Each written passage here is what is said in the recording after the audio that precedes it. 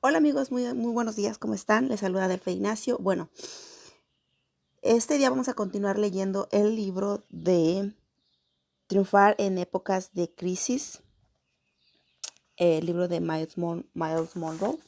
Y bueno, este se llama Probado y Aprobado. ¿Ok? Vamos a continuar hasta donde nos quedamos el día de ayer.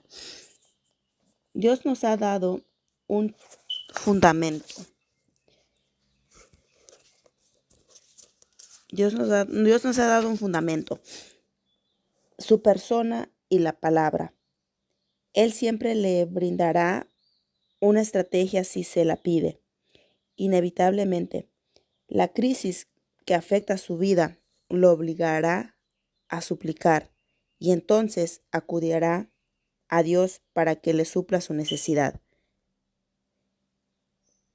Comprenderá que el Señor desea darle mucho más que un alivio en medio de la dificultad. Por más deseable que el alivio parezca, Él desea entregarle las riquezas del reino en sabiduría, paz y fe. Le recordaré lo siguiente. Los ciudadanos del reino no están exentos de vivir periodos de crisis. Esto constituye una cuestión importante que debemos recordar. El hecho de vivir en el reino de Dios no impide que experimente acontecimientos inesperados e incontrolables. Cuando se desata una tormenta, todos se ven afectados. Los huracanes no rodean los hogares de los creyentes para luego atacar solo a los inconversos. Jesús hizo hincapié en este tema cuando explicó que debíamos construir nuestra casa sobre la palabra de Dios, que constituye el fundamento firme. Por tanto, todo el que me oye estas palabras y las pone en práctica es como un hombre prudente que construyó su casa sobre la roca. Cayeron las lluvias, crecieron los ríos y soplaron los vientos y azotaron aquella casa. Con toda la casa no se derrumbó, porque estaba cimentada sobre la roca. Pero todo aquel que me oye estas palabras y no las pone en práctica, es como un hombre insensato que construyó su casa sobre la arena. Cayeron las lluvias, crecieron los ríos y soplaron los vientos y azotaron aquella casa. Y ésta se derrumbó, y grande fue su ruina. Mateo 7:24 al 27. La furia de la tormenta azotó las dos casas. La que estaba construida sobre la roca recibió el mismo impacto que la que estaba construida sobre la arena. Los vientos huracanados, las lluvias torrenciales y las inundaciones amenazaron con derribar las dos casas. Las épocas de crisis afectan a todos. La diferencia se encuentra en los cimientos de las dos casas. La que estaba construida sobre cimientos firmes pudo soportar la lluvia y los fuertes vientos. La otra se derrumbó. Jesús desea que comprendamos que nuestra supervivencia dependerá de cuán firmes sean nuestros cimientos. Recuerda que Jesús dijo que el que oye sus palabras y las pone en práctica es como un hombre que construyó su casa sobre la roca firme. Por otro lado, quien no las pone en práctica es como un hombre insensato que construyó su casa en la playa sobre la arena. Si no edifica sobre los cimientos correctos, entonces está en problemas. La tormenta es la prueba, es una crisis y las crisis van a ocurrir, pero la tormenta no constituye el problema, sino la distinta resistencia de las casas fuerte a la ferocidad de la tormenta. Y eso depende de los cimientos de cada una de ellas. Cuando se encuentra en medio de una crisis, ya es demasiado tarde para solucionar el problema. Pero cuando aprende de esa situación para responder mejor ante la próxima crisis, junte todos los pedazos, pero antes de comenzar a reconstruir, solicite el consejo del constructor por excelencia. Dios desea que aprenda a obedecerlo en todo. Su vida depende de eso. Del palacio a la cárcel. Usted puede elegir el nivel de obediencia que regirá su vida. Este puede crecer a medida que avanza en la vida. Aun si se encuentra en el más profundo calabozo como José, al final puede mantenerse firme. Analizaremos algunas cuestiones de la vida de José en el próximo capítulo, pero por ahora observemos cómo fortaleció sus cimientos. Su historia nos resulta muy familiar y puede darnos un ejemplo excelente de cómo debemos enfocar nuestra vida. La vida de José. Apareció en el libro de Génesis en el capítulo 27 y 29 al 47.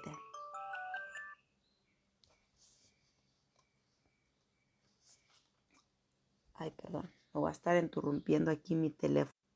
Aquí estamos. Bueno, vamos a la historia de José. El relato comienza cuando él era solo un niño que había dedicado toda su vida a Dios. Sin embargo, su consagración no permitió que tuviera que enfrentar serios problemas. José enfrentó una crisis tras otra, y todo eso nos parece muy justo. Creo que José tuvo que afrontar más dificultades que el hombre promedio. Sus hermanos mayores, celosos de él, deseaban matarlo y lo arrojaron dentro de un pozo muy profundo. Luego lo sacaron del pozo, pero lo vendieron a los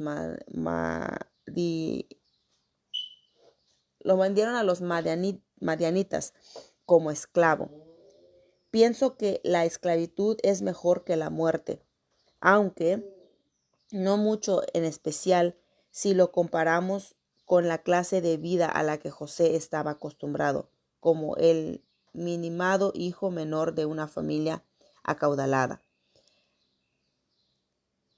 Las madianitas lo llevaron a Egipto, donde su suerte pareció cambiar, al menos por un tiempo. José, el hijo preferido de su padre, se convirtió en esclavo preferido en la cárcel de Potifar. El capitán de la guardia. José siempre actuó con integridad. Su conducta evidencia que su vida aún se encontraba arraigada con solidez a sus cimientos. Sin embargo, su integridad no impidió que tuviera que enfrentar una nueva crisis. De hecho, fue su integridad la que precipitó los acontecimientos. Rechazó las insinuaciones de la esposa de Potifar, quien lo acusó falsamente. Debido a tales acusaciones, a Potifar lo arrojaron en la prisión. Las cárceles egipcias eran lugares espantosos.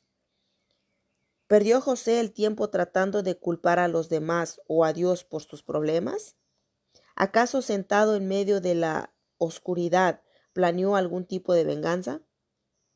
No. Una vez más demostró su rectitud e integridad.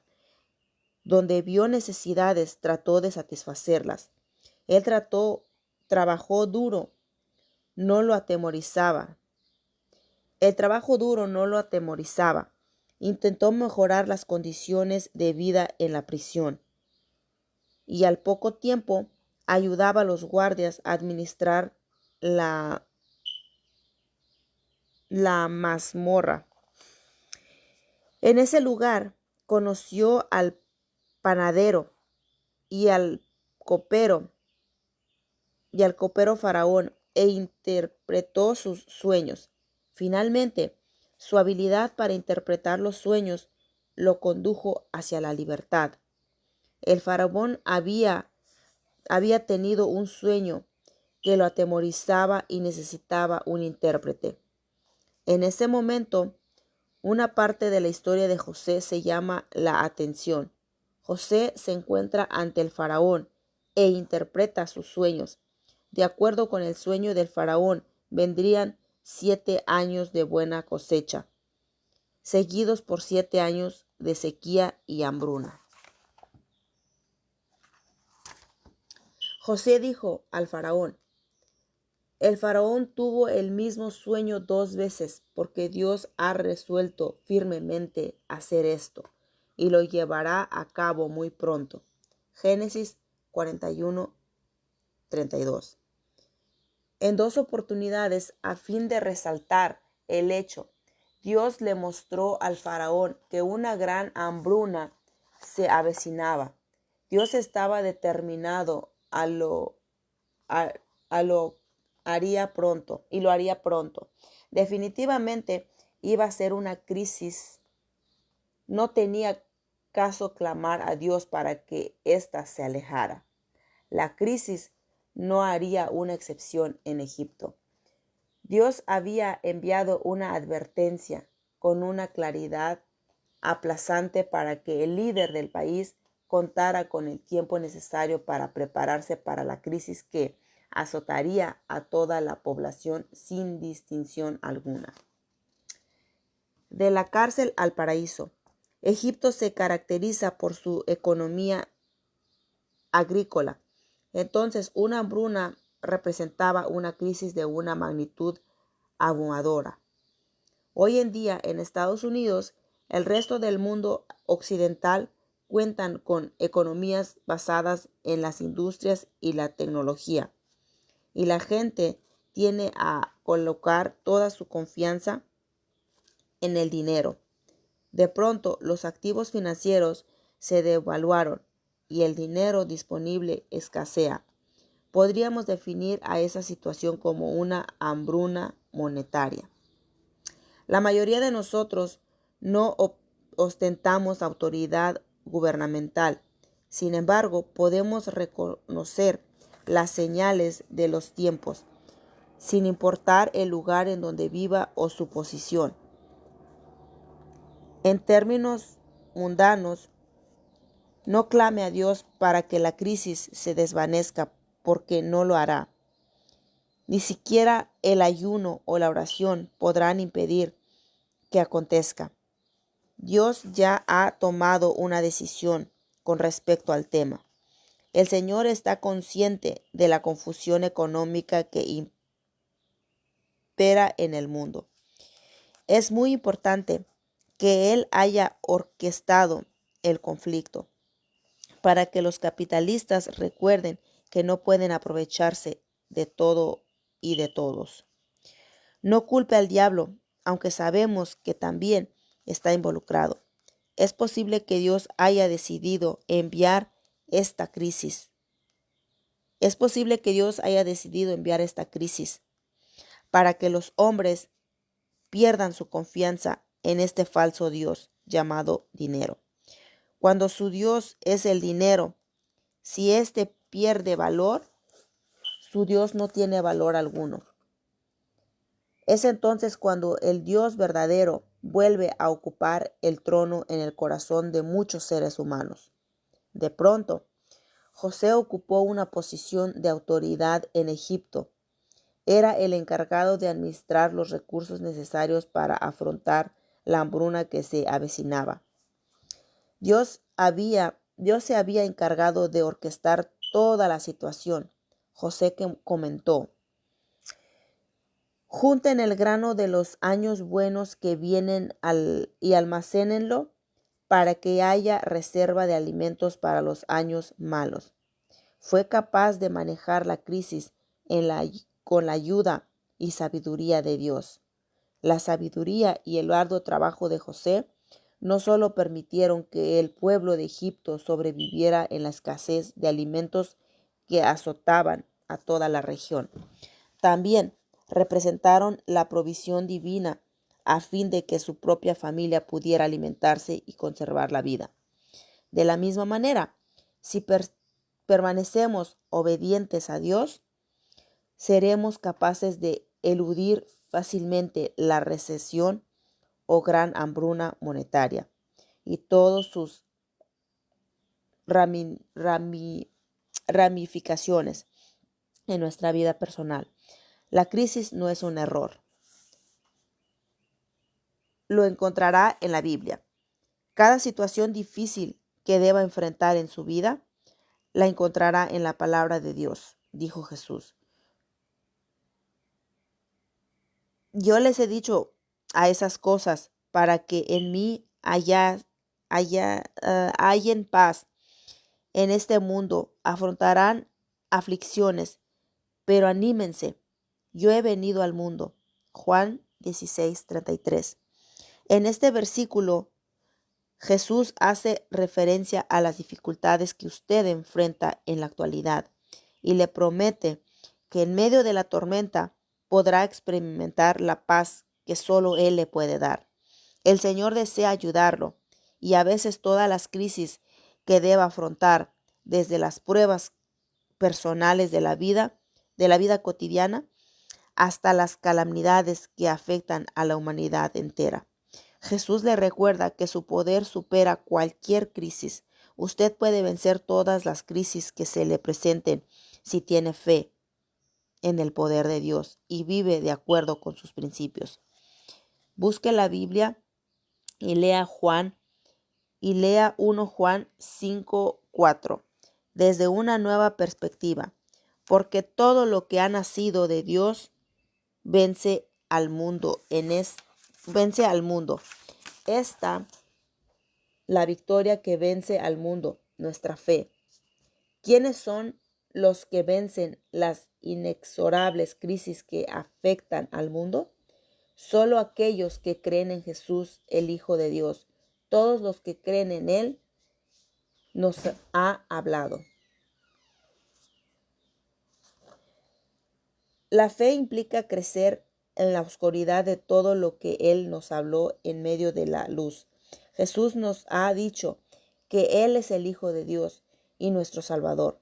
El Señor ha declarado que cuenta con la sabiduría y el poder necesario para hacer frente a cualquier accidente o suceso que surja de forma imprevista.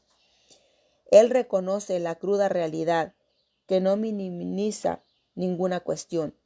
Jesús no dice que lo sacará del mundo para que pueda huir de la agonía. Sin embargo, todo lo que promete lo cumple. El Señor siempre estará a su lado para ayudarlo. Cuando era adolescente, leía un versículo que me llamó la atención. Dios, eres lento para la ira y grande en amor. Números 14:18. Tal vez el sufrimiento perdure por un tiempo, pero nunca permanecerá para siempre. Cuando las circunstancias adversas llegue a su fin, algo habrá cambiado. Quizás el cambio se produjo en su vida, en las circunstancias o en ambas. El sufrimiento durará solo para un tiempo, aun cuando éste sea bastante prolongado. Con la gracia de Dios, usted atravesará la crisis actual y la próxima. Su Dios es invencible, entonces usted se convertirá también en un luchador incansable, un sobreviviente. Recuerde, el reino de los cielos nunca está en crisis. Aquí en la tierra enfrentaremos una crisis tras otra, pero nuestros sentimientos están arraigados en el cielo. Wow.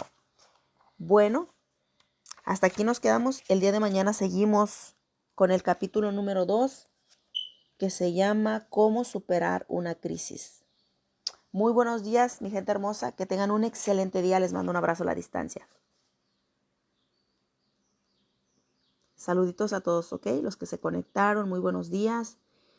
Buenos días a todos. Yanira, María Arriaga, saluditos. María Arriaga, buenos días. Ángeles Rodríguez, buenos días. Norma Torres, buenos días. Neide Hernández, buenos días. Teresa Cris, buenos días. Alicia Hernández, buenos días. Blanca Corpus, buenos días. Rosaura Delgado, buenos días. Emma Martínez, buenos días. Siete Brillo de Mar, buenos días. Muy buenos días, que tengan un excelente día. Bye.